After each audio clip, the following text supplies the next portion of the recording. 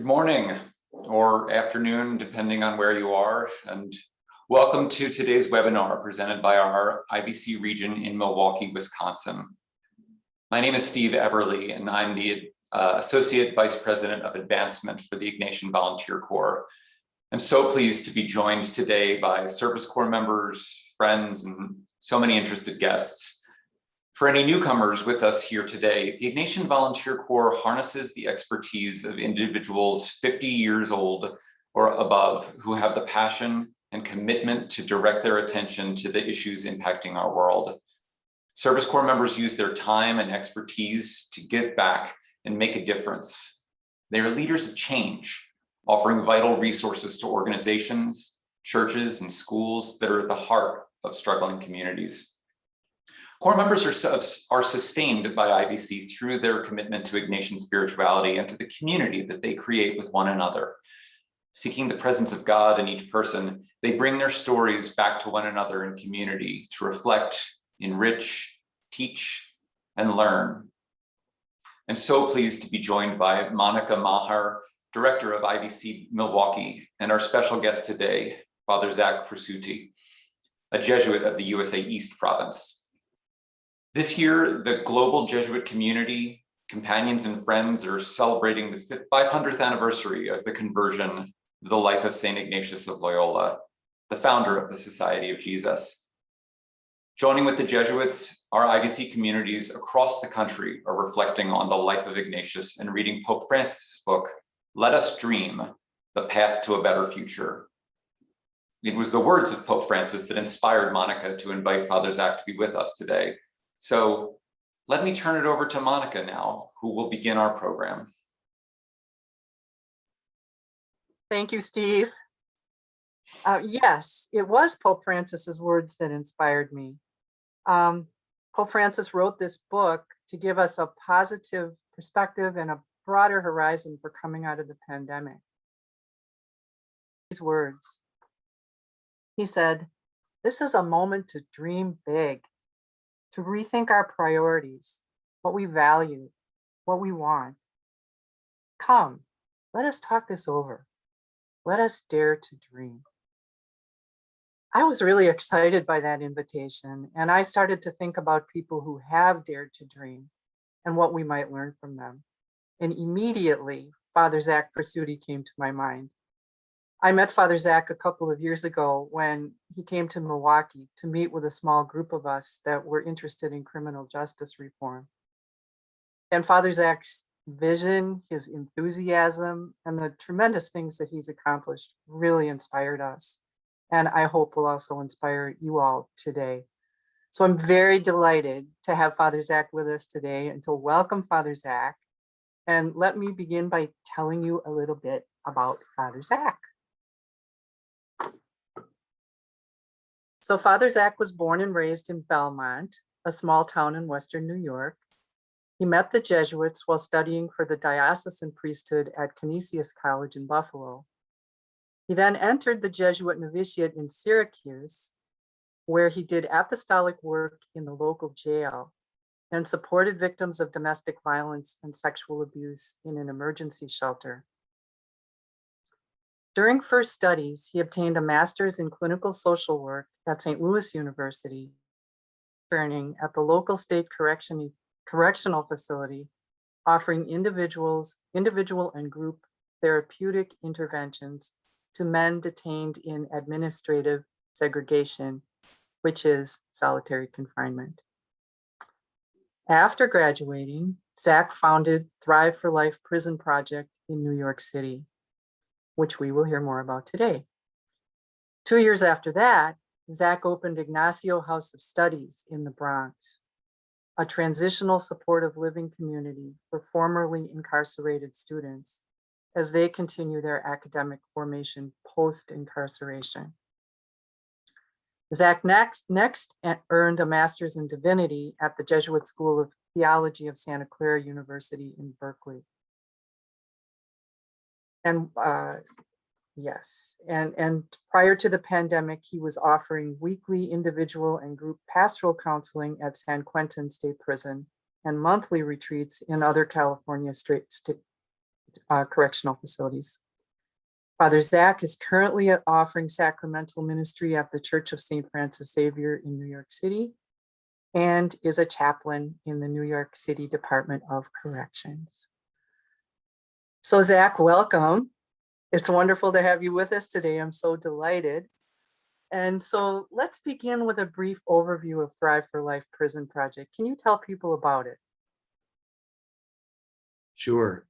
Thank you, Monica, and thank you to all the IVC community of Milwaukee for inviting me for this conversation. And thanks to Steve and Tara from our Thrive for Life office for coordinating all the logistics. I'm grateful to be here with all of you today to share a little bit about the mission of Thrive for Life and our ambitions as a community.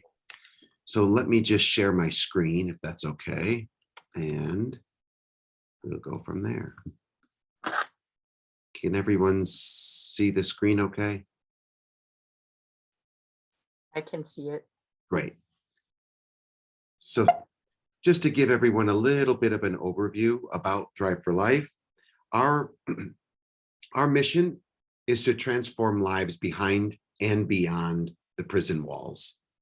And we do that in two different areas behind and beyond the prison walls, two works within this project. One is our retreat programming behind the walls. And then the second is our House of Studies, Ignacio House of Studies, named after St. Ignatius of Loyola, a transitional supportive living community for those of our who have started the good work of college education once they get out of prison.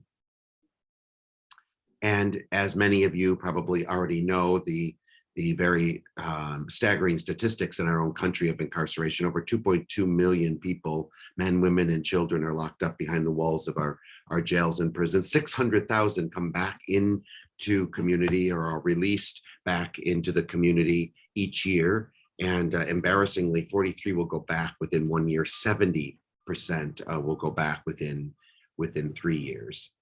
And we are really quite focused on those thousands of highly committed and motivated individuals who have committed themselves to the good work of college education behind the walls. And we've identified these 13 states where these 13 states make up about 86% of the studying population, those who have given themselves to college education.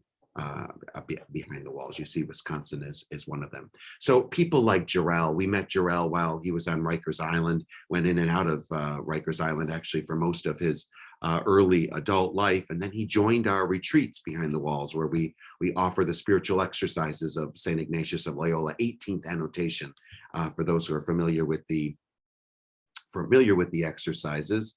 And during our weekly retreats, I mean, Jarrell really got a deep sense of deep self-knowledge, introspection, healing in his own life, healing in relationships. And then we followed him when he went upstate to continue his prison bid. And now actually Jarrell is a resident scholar at Ignacio House.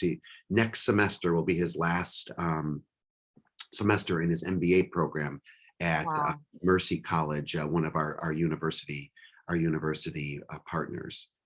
So there are thousands of Jarrells out there in this country, thousands of dedicated, very hardworking and committed individuals who have given themselves to the college education. But because of these barriers to reentry, many just are released into city shelter systems or they're couch surfing between friends and family. So we've identified 4 barriers to a successful reentry, one being a sense of purpose, a lack of social support or meaning or even a connection to something beyond themselves because of the limited services behind the walls. Education, because of the 1994 Crime Act, we all know that the Pell Grants have been depleted and 90% of people behind the walls don't have access to college education. Now, thanks be to God, the federal government has reinstated the Pell Grants. So at the beginning of 2022, these grants are going to become more available to people behind the walls, which will increase the amount of higher education behind the walls and increase the number of people who will be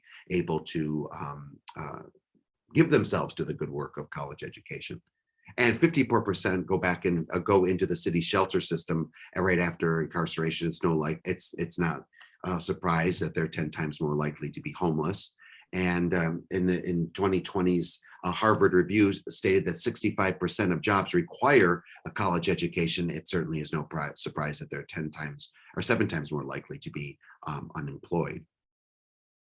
So that's why Thrive for Life is committed to offering these bridges to opportunity, these holistic suite of services with all the goal and aim to permanently and successfully return incarcerated students back into our communities, back into society. So with a sense of purpose, it all starts there, deepening that introspection and reflection through the classical guided reflective and meditative resources for an examined life that are rooted in the tradition of St. Ignatius of Loyola. And we do that in partnership with all the faith communities who offer the volunteer spiritual mentorships at our prison retreats. Our education, responding to that barrier of education, is absolutely crucial. And we do that through scholarships from our local universities who do the good work of offering the education behind the walls that ultimately adds intellectual growth, but career track and job readiness as well. And we know that how crucial this education is. The more the education one has, the less likely they're ever going back into the prison system. And so as we continue to look to grow, we want to tap into this Jesuit network of universities throughout the country. You see Marquette University listed right there, who have and are doing wonderful work of college education behind the walls. Housing, transitional supportive living community at Ignacio House, and then linked to permanent affordable housing in order to cut that cycle of poverty, so that at the completion of Ignacio House, people aren't going back into city shelters or living with friends and family. And then our job workforce training through our partnership with the Exodus Transitional Services and our supportive services through our enrichment programming at Ignacio House. We're very proud to be able to share that in 3 years, over 3,000 people in the New York State prison system and some in Jersey have gone through our retreat programming. 24 residents have received scholarships to local universities to continue that good education. 14 have been linked to permanent affordable housing, and everybody's been employed even during the pandemic. And even more importantly, no one has gone back to prison because of these deeply transformative, holistic suite of services that really offers people not only a second chance in life, but a first chance for many not even having the opportunity before now to be able to give themselves to this good work of college education and live in a supportive living community through Ignacio House. Wow, thank you, Father Zach. That's a very wonderful overview. And I'm sure people may have questions about the ministry. We will have some time for questions at the end today, but people can also go to your website and learn more about Thrive for Life Prison Project. And we hope you will do that. But let's shift gears now from Thrive for Life. And I'd love to focus on your experience, Father Zach, as somebody who's dared to dream. That's why we've invited you today, because you dared to dream and you had this awesome dream and you actually brought it to fruition. So it's a really wonderful story. So let's just shift gears to that and listen to your wisdom here. Can you take us back to the beginning of when the Thrive for Life Prison Project just started to begin to take shape for you? How did that happen? And what stirred this dream for you?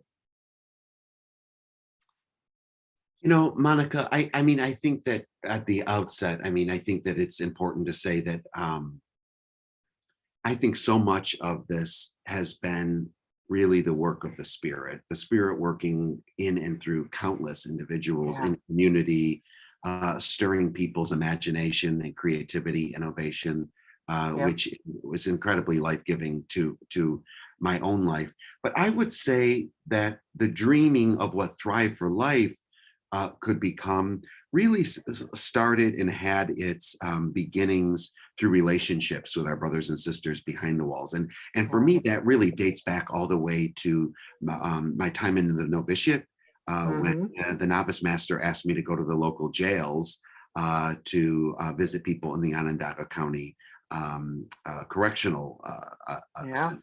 And it was through forming those relationships Yeah. and listening closely to these people's stories that the question was always, how are we able to accompany these brothers and sisters? How can we really accompany these brothers and sisters in very concrete ways? And then through the retreats that we do with our faith community partners, listening to our brothers and sisters between the walls go deep within themselves through these reflective meditative resources, you see the spirit just alive in their life and what could become possible. Yeah, that's awesome.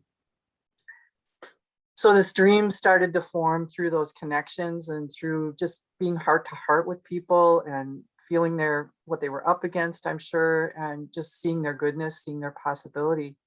So you started to think about it and it started to take some shape.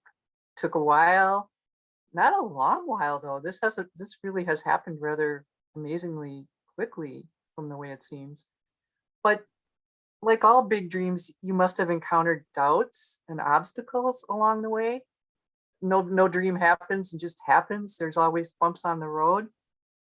Were there any major setbacks, either internal, inside of yourself, or external, that happened along the way? And then how did you overcome that? How did you keep going?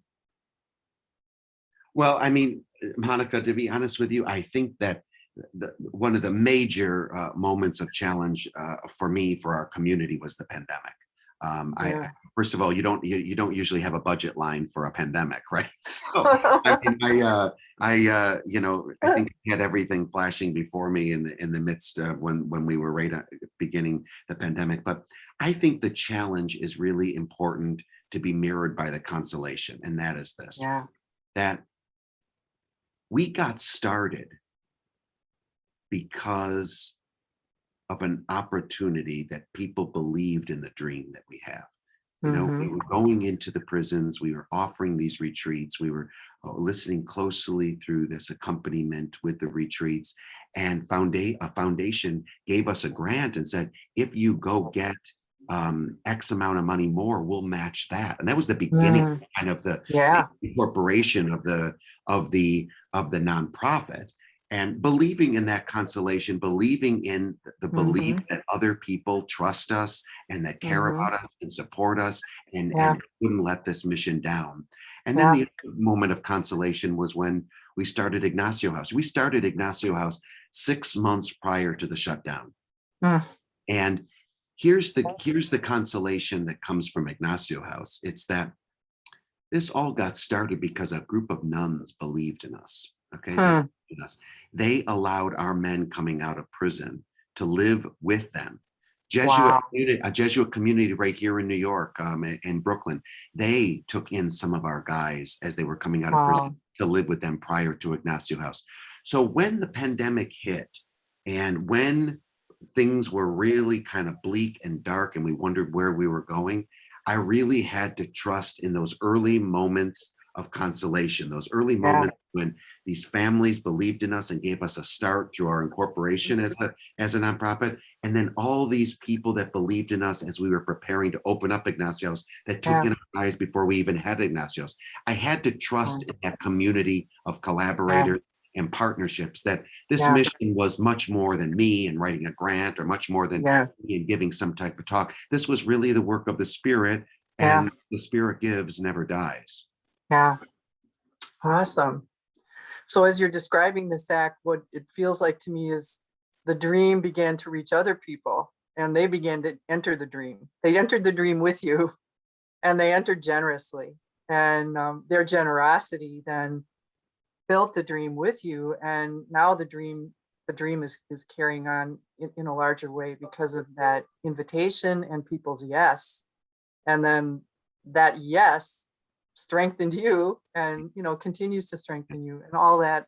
And holding on to that prior consolation, Monica, like remembering all that God has done for us, holding on to that in the midst of the challenging moments, it gets us through, it holds us through, it buoys us through these moments of adversity, because we remember all the grace, we remember all the gift, and we're banking on that coming about again through such a supportive community. That's awesome. So another question I had, because we're all doing this year, Steve mentioned it in the context of the 500th anniversary of St. Ignatius. And all of us in IVC are delving into the life of Ignatius and learning from his great wisdom. Is there any particular wisdom or example that you've drawn from St. Ignatius as you've carried on this project? I mean, is there anything you've taken from him? Because I feel like we're mining the gold of his life experience too in navigating both the dream and the obstacles and life in the world, really. Yeah.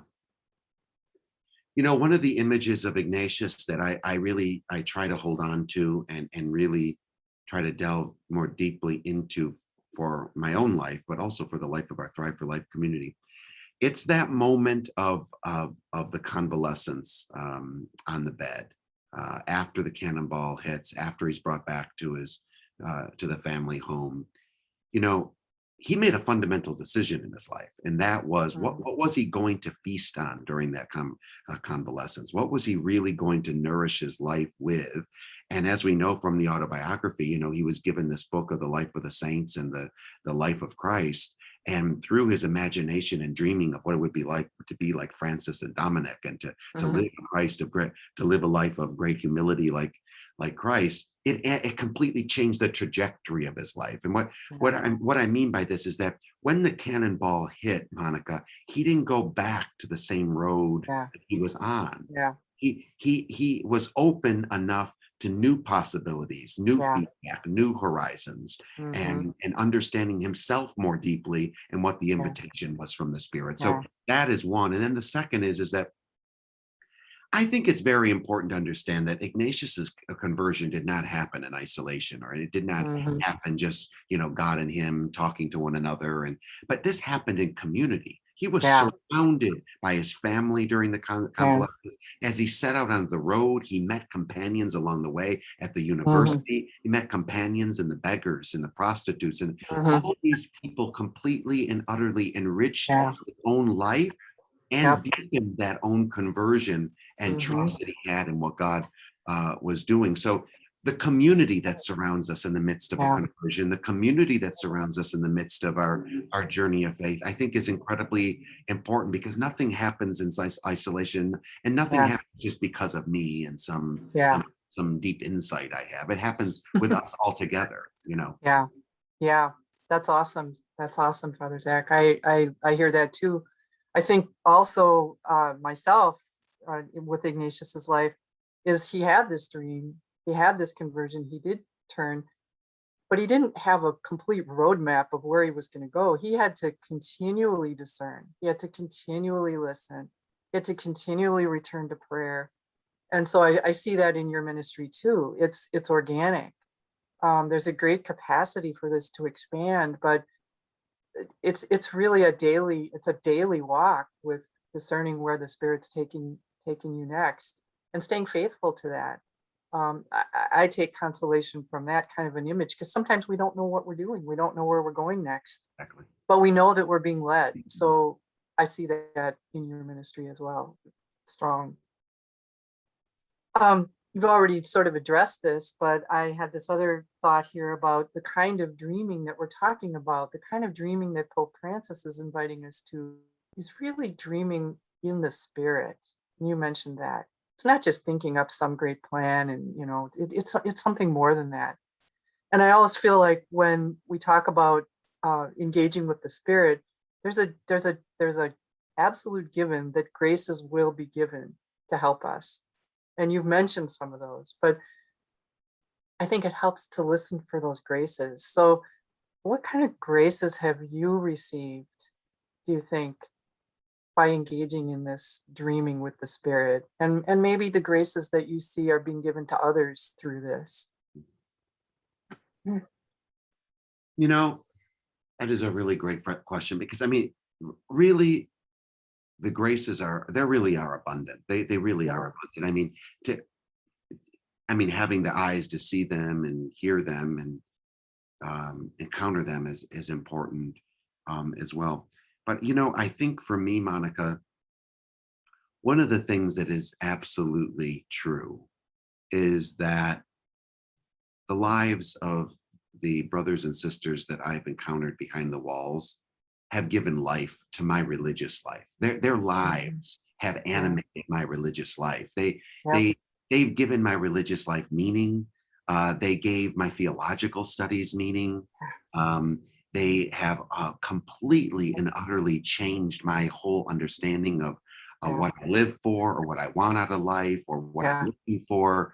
Their lives have really been utterly pivotal to my own inner conversion, even daily. Just remembering their lives, being in communication with them, and being in relationship with them has changed utterly the trajectory of how I live a religious life, or how I am in the church, what matters to me, or what really gets me up and gets me excited. It was very difficult not being able to be in prison. And I know that sounds very wacky, but I remember when the shutdown first happened, and, I wasn't able to get back into San Quentin. And then even after my ordination, I was hoping to have my first mass in prison, but we weren't able to get back in prison for that. Being away and not in the prison, being in relationship with them. I mean, I would do phone calls and letter writings and things like that, but that just wasn't the same. And so I'm on Rikers Island most days during the week. I'm with the guys there, and it's an incredibly challenging place right now because of the circumstances of the New York City Department of Corrections. But even on the darkest day, I always reflect back on how challenging that was to not be able to be behind the wall. And that has really been that's really been a great gift to me as I've tried to navigate these dark times behind the walls. What's coming to me, Zach, as you share that is the connection with all of us in IVC, because what you're saying is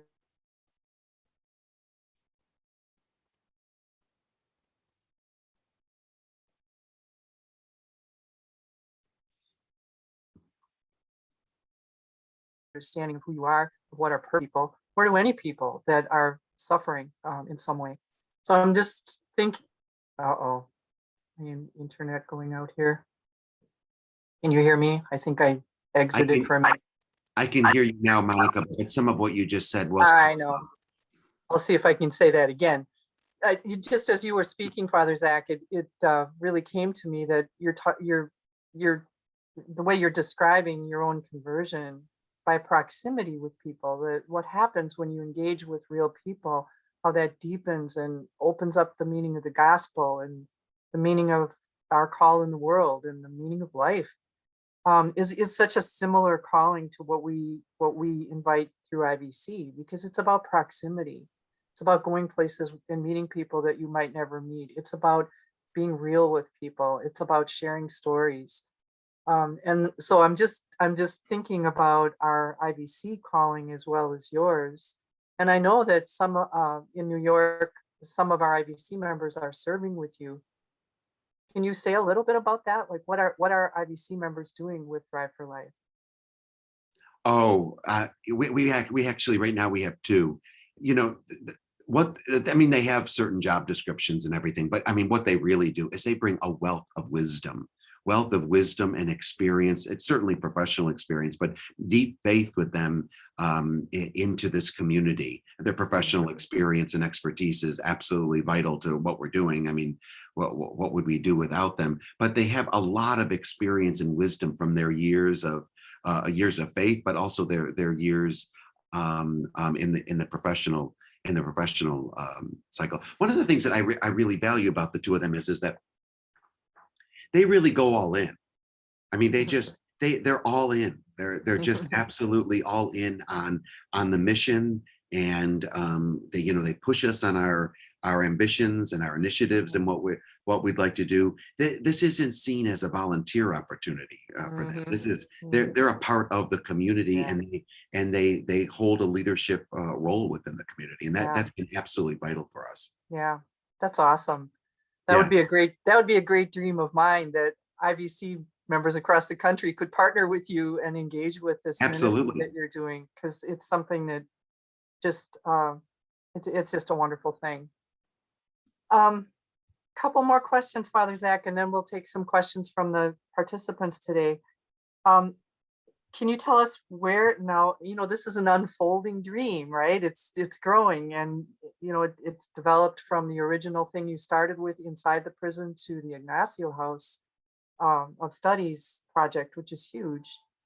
Where might the dream be taking you next? Is there a next chapter? As this dream unfolds, like, where do you see yourself going? Or do you Well, know?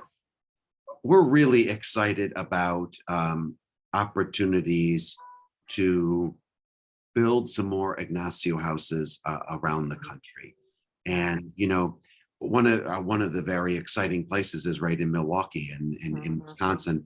And one of the reasons why it's so exciting is because of the great work that Marquette University is doing in their prison education program, and all the community partnerships that surround their initiative to offer this education behind the walls, and their desire to not just simply offer education behind the walls, but they want to offer a continuity of care once our brothers and sisters get out of prison through an Ignacio house. So I think that right now, the energy behind taking this on the road is extremely exciting, because there's a lot of energy, there's a lot of desire, there's a lot of enthusiasm about being a part of this community, and the gift is too great. We can't hoard it for ourselves. I mean, just like every other grace in life, you don't hoard it. You can't just, it's not for your own personal pleasure. It must be shared. It's got to be, it's got to be shared with the same generosity that's been giving. So we hope to be able to share this throughout the country in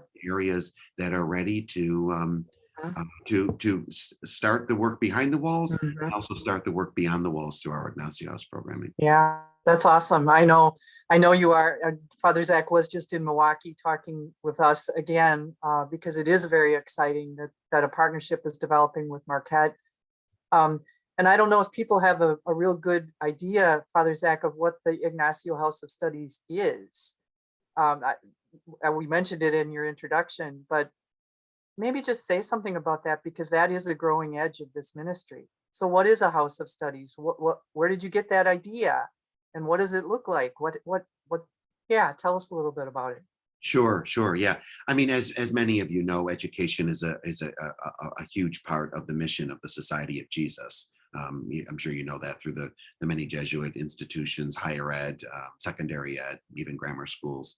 Jesuits have been committed to education since Ignatius decided to set up a school to educate his own. So education is absolutely pivotal to the mission of the Jesuits. But probably even more importantly, we understand and we know how essential education is to getting out of poverty, moving on with life, getting a gainful employment. We know that education is essential to getting out and staying out of prison. So whatever we do has got to be, education has got to be a part of it. So we receive our referrals from our retreat programming, people who are on our retreats, who are in college classes at the prison or just got their GED, or our university partners who are offering the good work of college education. They're referred to us. They go through a close vetting process, interviews. Our houses are run by the residents themselves. So we have a resident leadership council that interviews this prospective resident scholar. They go through a vetting process. Then they're brought into Ignacio House. They continue their education. They receive the supportive services. They live in community. Everybody has a house job. Everybody contributes financially through a membership fee. They continue their studies. And then after finishing their studies and securing that next gainful employment position, they're linked to permanent affordable housing through our permanent affordable housing partners in New York, so that they're not, scurrying around to try housing. No, it's a part of the process of living in the community of Thrive for Life. And one of the things that's very important about Ignacio is that we don't have clients, right? We're not looking to be an agency or to re-incarcerate the formerly incarcerated. We are looking to build community, a community of brothers and sisters who are committed to one another, committed to living with one another through the vicissitudes of life, and also building a community of a group of people who would not be coming in touch with one another if it wasn't for the Thrive for Life community. It can sometimes be a group of people that their roads would not otherwise cross if it wasn't for the Thrive for Life community. So yeah. So the Ignacio house as well, the one that you have in the Bronx, how many residents are in that one? Right now, about 15, and actually we have a couple of people living there that are not formally incarcerated that are a part of the supportive services team. Okay. A guy who's getting a PhD at Fordham. We have a priest from the Archdiocese that's living there with and among them, and a guy from the prison education program at NYU who's on. Awesome. Make up the kind of faculty that offer these supportive services for the guys that live there. Awesome. And so what's just beginning to take shape in Milwaukee, a new Thrive for Life partnership, is that Marquette is already doing a wonderful program of educating incarcerated individuals. What Father Zach might be doing, and we say will be doing, is establishing a house of studies where the individuals who are going to Marquette and other institutions of higher ed can live in community. And I understand, Father Zach, that that's modeled on your Jesuit experience, the way Jesuits are supported through their many years of education in houses of study. Is that right? Absolutely. Through right down to the house jobs, that everybody has a stairwell to clean, or a dinner to make once a week. Yeah. Down to having somebody be a part of, in Jesuit terms, we use this thing called minister, which is the person that takes care of the temporalities of the house, the physical structure, and then somebody who kind of oversees the care for each of the men. But one of the things that's beautiful about what's going on in Milwaukee is that it's organically evolving through a community of people, of different people who are able to perhaps help out with a site for the house to be at, somebody to help with some seed money to get this off the ground, Marquette to offer the scholarships to the local universities. I mean, it really takes a community for a dream to come to fruition. It doesn't happen in isolation. So to see this happening in Milwaukee is really of the spirit. It's very exciting. Very exciting. One last question, Zach, and then we'll open it up to questions from the participants. So finally, as someone who has dared to dream, and then taken the challenging path of activating the dream, what encouragement, advice, or wisdom can you give us about daring to dream in our own ways and in our own spaces? Help us launch our own dream. What's your wisdom? I think just hold on to the consolation of being able to dream. I mean, having the gift to dream, having the gift of imagination and creativity and innovation and discernment in community is a real gift. It's a real gift. It is. And hold on to that grace, and that consolation is going to be needed during challenging times. So the very essence of being able to dream is an incredible gift, because we're not trying to live status quo. We're not trying to just keep doing the same old thing. When you dream, you're taking a leap of faith. You're just taking a leap of faith. You're taking a jump. And you're jumping together, and in the midst of the jump, you're able to hold on to other people that are around you, that trust you, care for you, and that will support you. And the spirit is there all the while. Yeah, absolutely. Oh, thank you, Zach. Thank you so much. Thank you. So just myself, one thing for sure that I'm taking is that the dream of Thrive for Life really began when you were in proximity to people in great need. And that was fortuitous. You were sent there. Maybe you didn't even want to go and do that prison ministry when you were a young person, but it turned into something, and you recognized that, and you cultivated it. You heard, you listened at a deep level. And then it just grew. As you said, it grew the more experience you got, but it also grew because people supported you and supported the dream, and they joined you. And then, so many times you mentioned that this isn't all about you. It became a community, not just a community of supporters, but the community of the people that inspired you to begin with. So that's an awesome, awesome vision, I think, of the way that real change happens and real good things happen, big things. So thank you, Father Zach. We want to stay in touch with you. We want to hear how this goes, and we want to support your work. Thank you so much. I think if Steve is on with us, we may have some questions. Oh, it says, let's see if we have some questions. Let's open it up. So all of you who are listening, you can put questions in the, I think there's a question box or a chat, and we'd love to hear your responses to what Father Zach shared this morning.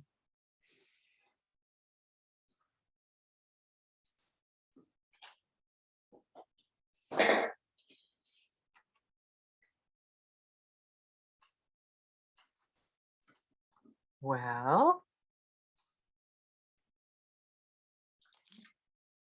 Steve, Hi there. I'm back. Do we have any We takers do, on a yeah. question or two? Yeah, Okay. we've got one here. It says, love the emphasis on dreams. St. Teresa has a great line in one of her prayers on never underestimating the value of our dreams as we plan and move. But there's the reality factor in there too. Our dreams will have limitations. How did you honor yours, and what suggestions do you have for us honoring our limitations as we plan and dream? I mean, you're looking at somebody with many, many limitations. So they are legion. I think one of the things that I think is extremely important is feedback. That can be very difficult to receive sometimes. But feedback is important, and that happens in community. That happens in a community of trust and care. But here's the thing: as long as we're keeping our eyes on the mission, as long as we're keeping our eyes on the mission and not caught up in a personality war or political ideology, you can imagine that in the work that we're doing. As long as our minds and hearts and eyes are focused on the mission, feedback is absolutely and utterly critical, because then the personality doesn't get in the way. Then the political ideology doesn't get in the way. Then the limitations can kind of be softened, because all that stuff is inevitable, right? We're human beings. We're broken, but the feedback can become really essential when we all have the same gaze, when we're all looking in the same direction. That's great. That's a great response, Zach. Want to read the next one? Steve, you're muted. Okay. Yeah, it looks like we have one more, and I think we're kind of coming on the closing of time. But throughout the United States, did the Jesuits offer retreats in prison systems or things like that? Can you say that one more time, Steve? Oh, throughout the US, do the Jesuits offer retreats within the prison systems for people inside? Oh, sure. Yeah. Oh, the wonderful people. A real inspiration of mine is a Jesuit by the name of Father Michael Kennedy. He's the West Coast province of the Society of Jesus. And early on in my Jesuit life, I was brought into the jails and prisons with him. And he's just a wonderful man. He's a bit of a living saint, actually. He is a man that also he really devoted his life to people who were really struggling. But the work that he does through retreat programming behind the walls was really how I kind of got my start out here on the East Coast. And then, from the time of Ignatius, right, various Jesuits have gone into prisons to do sacramental ministry, to do the masses, to do confessions, anointings, whatever they might be. So various places throughout the country, certainly, yeah. But I have to say, Zach, what you've done is kind of above and beyond. I think maybe those individual getting into prisons, first of all, my sense is it's not so easy in some places, even for religious groups or individuals to even get into prisons. Yeah. So you managed to break through a barrier there in New York. It's a pretty awesome accomplishment. And just the whole mission of getting inside prisons and organizing that, I think is something that you've paved the way. Mm. You know, we'll look to you for future developments. Show us how to do it. So Steve, do you think there's any, oh, I see some more questions. You want to entertain one or two more, Steve? One more came in that I think is pretty neat. It says, I appreciate the connection you made with the power of personal engagement in your own early ministry, and how that animates with life theologically. How do you tap into your spiritual life to avoid burnout or fatigue, which can easily happen to those in social ministry? Good question.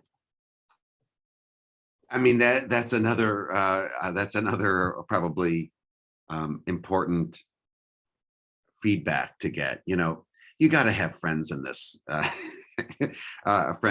work. I mean, who will really lay it on to you straight? Like, you know, we're going now, Zach. You know, we're going out, or we're traveling, or you're going to take a day off, or you're going to vacation, or you know, we're not going up to Ignacio House today. Okay, we're going to do something else. You know, but then also the friendships are extremely important in that you can just unload on them. You know, the frustrations with the Department of Corrections. You know, recently I was really deeply grateful for these friendships and Jesuits who I can speak to about the difficulties behind the walls in the prisons, because, you know, I hear from officers all the time behind the walls, the different women and men corrections officers who talk about how they can't share these things with their loved ones. They can't share them with their spouses. Not everyone has somebody they can talk to about how this environment is so bizarre and weird and dangerous and violent. So I think that having key relationships and key friendships can help keep you grounded and sane in the midst of some wild darkness, but some also wild and crazy things going on because of the nature of the work. Right, prison is just a whole different area of it's a culture in and of its own, has its own meaning and value, to symbols like any other culture. To have good friends that keep you grounded and, you know, also keep things real with you is, I think, absolutely vital. Awesome. Well, I think, Steve, should we begin to draw to a conclusion, do you think? Yeah, I think that's it. And I think burnout can be a whole a webinar in and of itself. Yes. But great advice, Father Zach, because I think that's something that we all experience, those of us that are working really in the heart of cities and in these difficult spaces. So yeah, we can all help each other with that one for sure. So I just want to say thank you, Father Zach, for spending this hour with us today. I just am excited to introduce you to so many people and to let people know what you're doing. I think there's just many ways that we can support you, and we can just really pray for your ministry as well. But you know, a new network maybe can open up here of people that know about you and want to join you and help you. So I want to thank all the people that came today. We have recorded this for those who couldn't, and we hope to share this with others who couldn't join us today.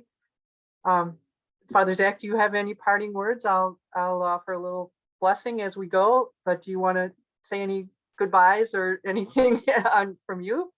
Yeah, Monica, I'd like to thank you and Steve for the generosity of inviting me to share the mission with all you wonderful people at the IVC in Milwaukee. And I thank many of you that I know and I've met in Milwaukee. Bill Lipcomb, I hope I'm sure he's on the call. But I want to thank you all for your generosity, your care for our brothers and sisters behind the walls, your willingness to hear about our mission, and your ability also to dream and to dream big into new possibilities that we can embark on in the Midwest. So thank you for your companionship in this mission. I'm grateful for you. Yeah, absolutely. Well, let us send ourselves off and with the blessing of Pope Francis. And I would just like to invoke Pope Francis's words and maybe hear them now with an even more open heart, having listened to Father Zach. This is a moment to dream big, to rethink our priorities, what we value, what we want, what we seek. Come, let's talk this over. Let us dare to dream. So let's go forth, everyone. Empowered with enthusiasm and vision and a real positive view for the future, the new future that's on the way. So thank you, Father Zach. Thank you, everybody. Have a blessed day. Hope we meet again very soon.